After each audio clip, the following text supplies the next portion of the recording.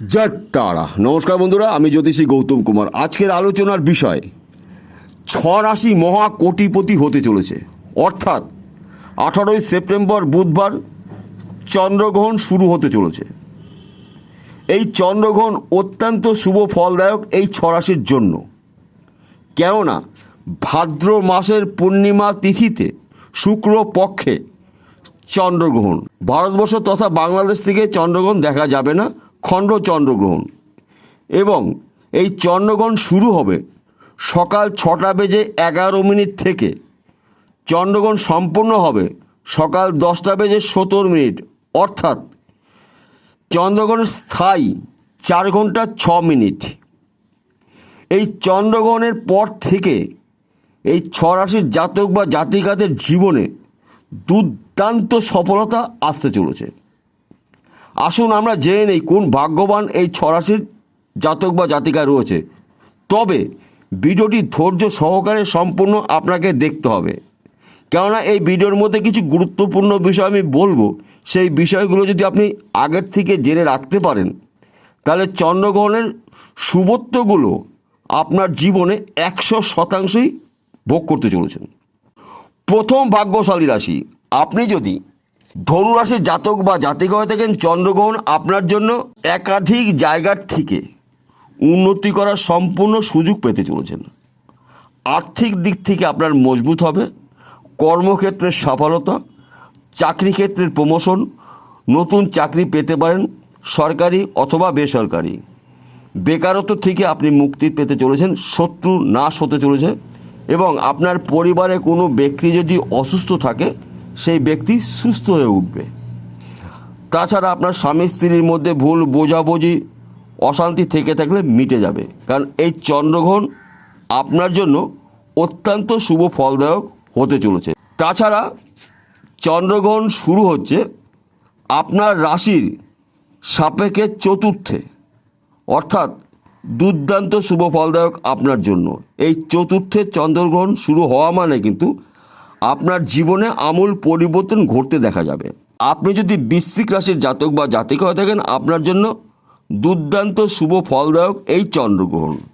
কেননা আপনার না হওয়া কাজ সম্পূর্ণ হবে, মনের সকল ইচ্ছা পূর্ণ হতে চলেছে এবং হঠাৎ অর্থপ্রাপ্তি আপনাদের। যদি বলেন কেন, দেখুন আপনার রাশির সাপেক্ষে পঞ্চমে চন্দ্রগ্রহণ দুর্দান্ত শুভ ফলদায়ক আপনার জন্য হতে চলেছে। অর্থাৎ এই 6 রাশির জাতক বা জাতিকারা পুজোর আগেই মহা কোটিপতি হতে চলেছেন। আপনি যদি কুম্ভ রাশির জাতক বা জাতিকা হয়ে থাকেন, চন্দ্রগ্রহণ আপনার রাশির সাপেক্ষে ধনভাবে চন্দ্রগ্রহণ। অর্থাৎ প্রচুর আর্থিক উন্নতি করার সম্পূর্ণ সুযোগ পেতে চলেছেন। দীর্ঘদিনের মনের ইচ্ছা পূর্ণ হবে। আটকিয়ে থাকা কাজ আপনার হতে চলেছে। যে কোনো কাজ হতে পারে, হয়তো কোনো জমি কিনেছিলেন, জমিতে সমস্যা ছিল, মিটে যাবে। কিংবা আপনি হয়তো ঘর শুরু করেছিলেন, কমপ্লিট করতে পারেননি, এবার কিন্তু কমপ্লিট করতে চলেছেন।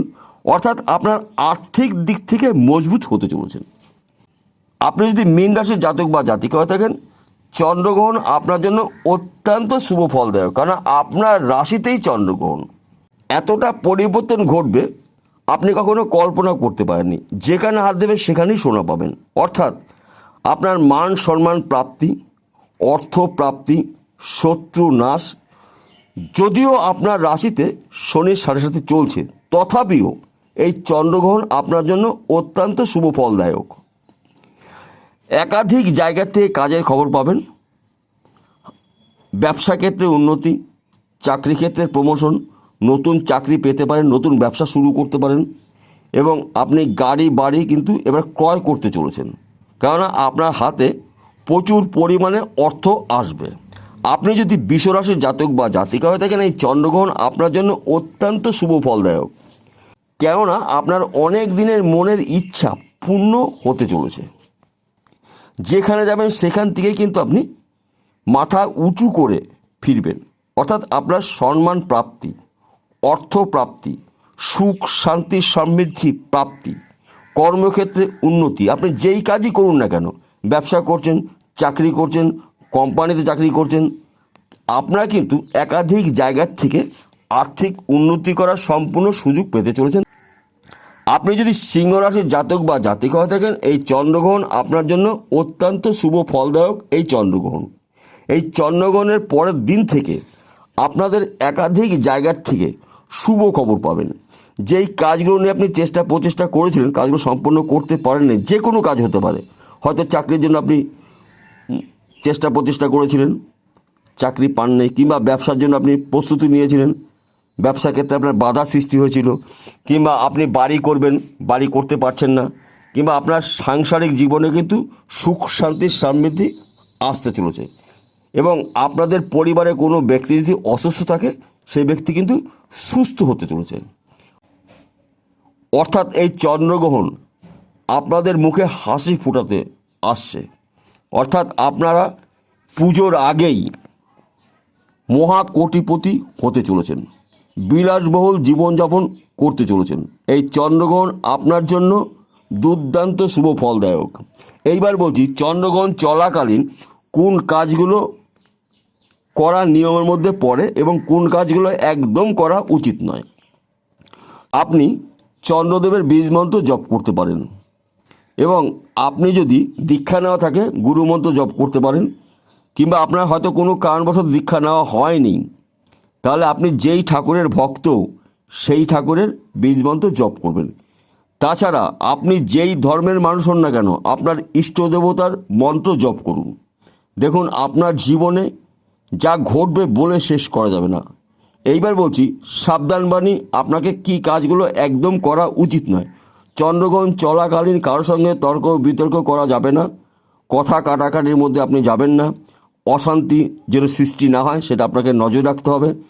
তাছাড়া চন্দ্রগ্রহণ দিনকে নিরামিষ আহার গ্রহণ করবেন, চুলদাড়ি নখ কাটবেন না, এবং চন্দ্রগ্রহণ ছেড়ে যাওয়ার পরে স্নান করে কর্পূরের প্রদীপ জ্বালিয়ে ঘরের 4টি কোণায় কর্পূরের প্রদীপ আপনি ঘুরিয়ে নিয়ে আসবেন। কেননা যেখানে ছাওয়া থাকে বা অন্ধকার থাকে সেখানে অশুভ শক্তি কিন্তু প্রবেশ করে। তাই কর্পূরের প্রদীপ যখন আপনি দেখাবেন, অশুভ শক্তি কিন্তু থাকতে পারবে না। আর কর্পূরের প্রদীপ কিন্তু দুর্দান্ত শুভ ফলদায়ক। তাহলে বন্ধুরা, বোঝা গেল। নমস্কার, আবার দেখা হবে।